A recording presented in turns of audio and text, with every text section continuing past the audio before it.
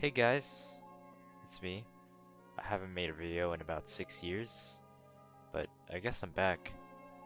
Well, anyways, so today I'm playing the Roblox Library 2020, and I'm about to read all 1,480 books as of recording this video. So I'm gonna start off with this section first because this one book alone, it takes quite a bit long time to read, but eventually I'm gonna work my way around through the front and then through the rest of these. So I guess we'll get started. So the first book that I'm reading today is How to Become a Better Writer and Thinker. So I guess I'll start from here. If you have taken a great interest in the Roblox library or just have a new lit passion for writing, then here's a step-by-step guide on how to write better stories. Introduction. This is a book that I have been planning to write for some time, yet I never personally had the necessity or time to do it. I now have the opportunity for this book to be shared to the public via library, and for the first time, it may be accepted. This book is not meant to entertain you. However, I will have a fair share of jokes sparsed in on occasion. This book is meant to inform you. At first glance, these two subjects are not necessarily opposites, but have little to do with each other. With those words, I respond true, as well as so what? These two subjects are important in our daily lives and are vanishing in a world that promotes technology, a faster, simpler, and better world. In my opinion, these two subjects mentioned are vital and cooperate with one another. Without one would be without the other. Without writing, literature, and language, there would be no way to mark our ideas and pass them on to future generations. Mouth-to-mouth ideals would become flawed and scarred with untruths, embellishments, and errors. Without philosophy, the world would have little to talk about, little to think about. Once again, I stress the importance of both as they are the foundations for each other. In this writing, I hope to inspire young and old writers creatively, definitely not academically because of its limits. I will allow authors to approach a book or essay or paper from a different perspective. The academic idea that writing is black or white, right or wrong, is completely false, and destroys the beauty of expression through words. On the other hand, I will criticize and praise different views of philosophy and their foundations in my second book. I will uncover the little known and mysterious sects of this subject. This is where I conclude, when I state if you did not enjoy this book, so be it. You have just passed up a work of art. Section 1. You. The dreaded word you will be encountered throughout your path of writing for English class. To be honest, this word shatters a paper upon proofreading. Teachers hate it, and kids cannot stop using it. Teachers are perfectly in their jurisdiction to promote the usage of one and ones rather than you and your, and using the one and ones is perfectly fine until you begin to creatively write. You can possibly imagine writing a story like this. Does one ever get the feeling like one is being watched by someone? It is a strange feeling. One's hands begin to shake. One's knees begin to tremble. This was the exact feeling Bobby had while he crossed into Boo Radley's garden when that, my dear reader, would be a terrible book. An excellent plot, well-described characters, and a perfect setting are no match for awkward wording. Does this not sound better?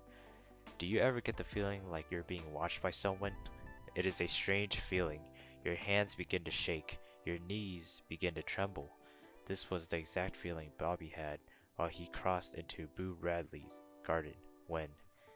Even so, teachers force you to continue to use these filler words while you write creatively. Ignore them. To begin with, the word you makes the reader feel special. It makes he/she feel as they are being told this story, perhaps around a campfire, perhaps inside a cabin, perhaps wherever. You create a connection with that reader as if you are telling them a secret story that only two people know. The usage of one in an English essay is so common used mainly because it is more proper and formal. However, I feel as if a writer loses touch with the reader. For example, if an author was writing an essay on the necessity for the cessation of smoking and uses this passage, one must think about all the previous experiences, direct or indirect, one has had with smoking. He/she would have a difficult time trying to persuade the reader. Imagine if an author used this more personal example instead. Think of all the previous experiences, direct or indirect, you have had with smoking. When an author says you, it sparks the interest of the reader. The reader begins to pay attention. Most importantly, the connection begins. Perhaps he/she, while reading, will remember when a grandfather passed away from cancer because of smoking. Tears will be brought to their eyes, and you, my dear reader, and soon to be author, have just persuaded the reader. Section 1, Synopsis. The word you is a powerful one. It persuades readers.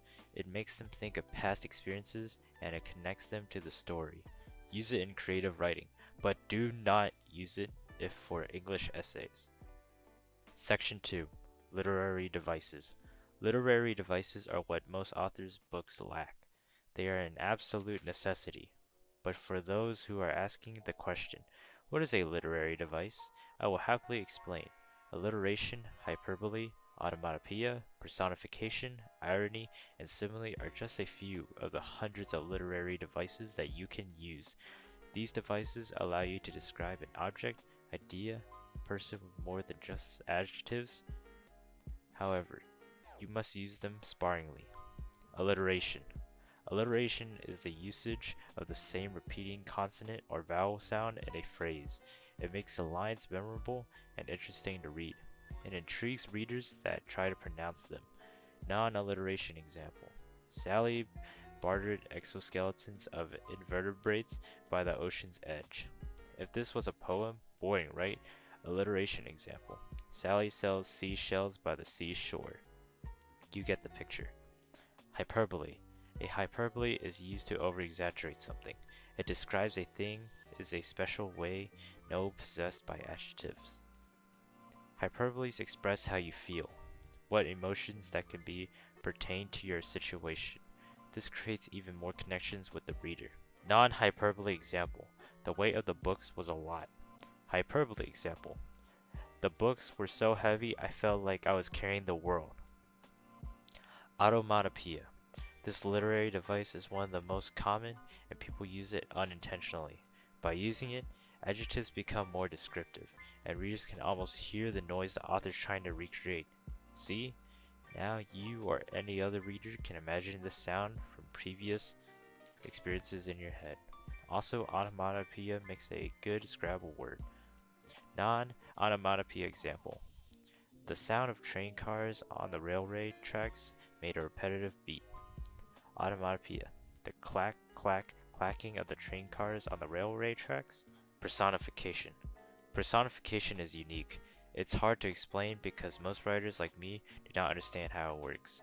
It just does what it does. Personification makes an inanimate or non-human object more like a living, breathing person by giving a synonym to an inanimate action and making it a personal one. Cool, huh? Non-personification. The shadows of the trees moved back and forth while stars twinkled in the background. Personification. The shadows of the trees waltzed back and forth while the stars smiled brightly in the background. Irony. I will not be giving examples of irony because there are 3 types of it: sarcasm, unexpected events, and turntables. Sarcasm and unexpected event are obvious, while turntables is a little bit different. Turntables implies that a seemingly good outcome for a character takes a wild twist and is not terribly bad. Simile. Simile is an important literary device and is commonly used. The usage of a device instead of just adjectives can sometimes make an object better described.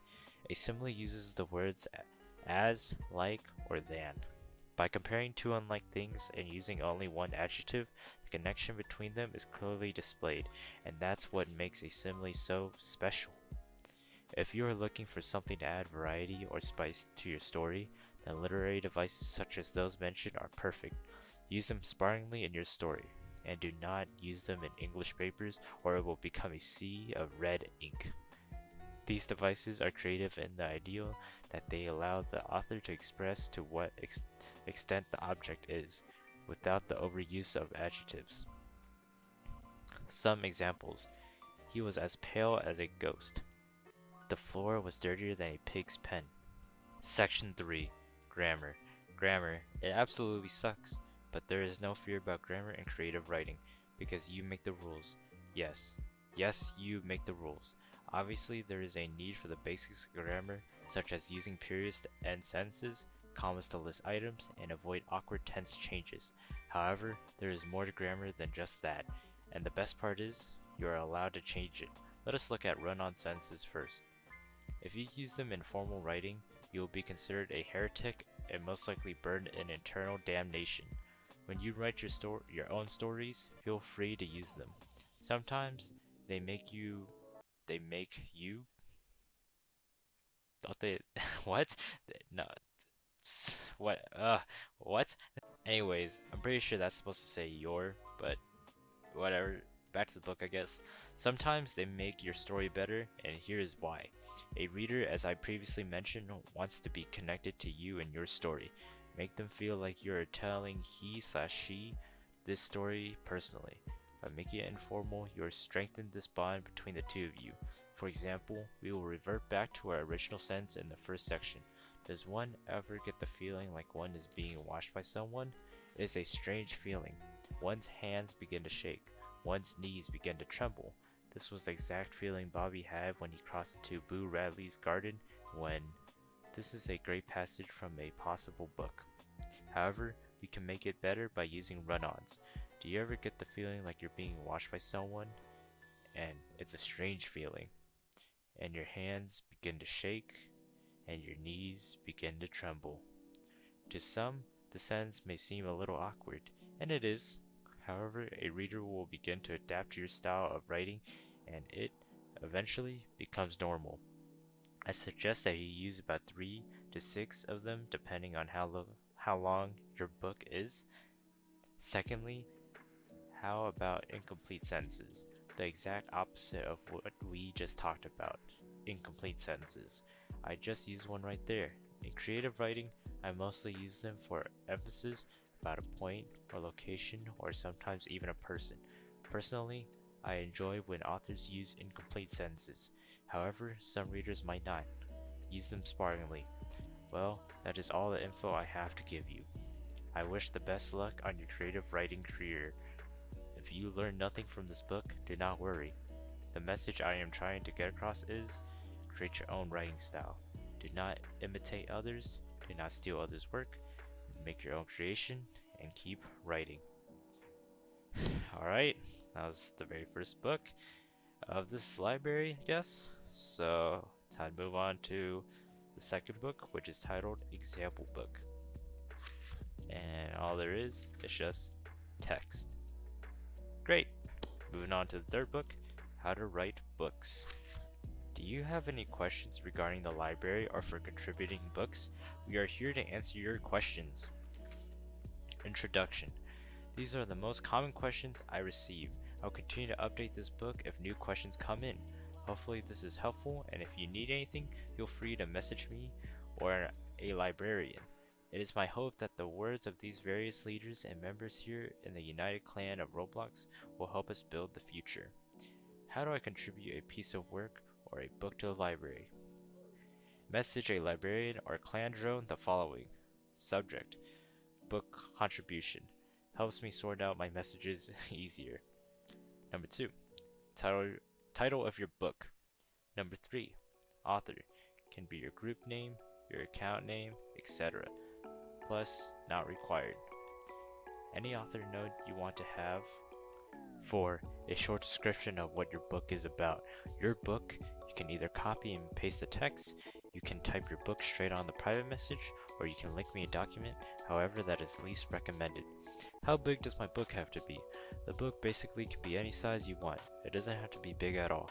I would say at least 1 to 2 pages minimum. Now don't give me a 100-page novel or else that would lag the server. The GUI book pages are very small and usually a paragraph or 2 will fit a whole page. Small short books are totally okay. Will the librarians keep my book all original to what I write? Our goal is to keep the original writing as close to what you originally wrote because your language matters to us. That is the beauty to a library and sharing knowledge to one another. We may make changes to your book for 3 reasons. If there is just a major amount of grammatical errors, there is offensive content that would generally break the Roblox rules of conduct, or if you, the author, makes a request for us to help with your grammar.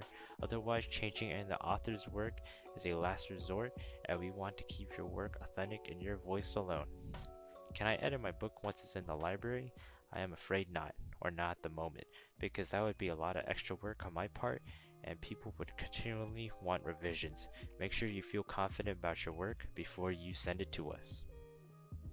Can I copy my work from the web into a book? I have mixed answers about this. I encourage that you bring in great pieces of literature or statistics online or in real life books, but please give credit to them if you are going to use it. On the other hand, copying someone's work from Roblox is not cool if they are not cool with it. There is no true way to have authority on this except to remove the book or not publish the book. This, on your part, will require honesty, and I hope you will do so. What if people don't come to the library? Does that mean my contribution and hard work will be in vain? Of course not. First of all, I would like to assure you the initial place of traffic will come from the group recruiting plaza. With over 4 million visits, and has loyal groups with a general audience of mature kids and teens who are going to be the most interested in a library. Remember as well that the more contributions that are made, the bigger the place gets and the larger amount of traffic that comes in. Can I customize my books? Yes, you can. You can customize the GUI color, page color, pictures. Not all books will get pictures, but I do my best to make your book awesome. And of course, the title, author note, etc. I sent the message with the book to you when we'll go into the library as soon as possible, but give me a little time to convert your work into a GUI book. I have a college to balance with Roblox, so hopefully I can make it all work out quickly for you. I'll update and shut down servers too. I'll update and shut down servers a lot to add books continually. Is the library ever going to become laggy from all the books? I don't have the answer to this question. Number one, there has never been a successful library with more than 4 to 5 books until now because of my guaranteed place traffic. I honestly don't know what will happen. In a worst case scenario and the place is laggy, the worst thing that could happen is you walk a little slower.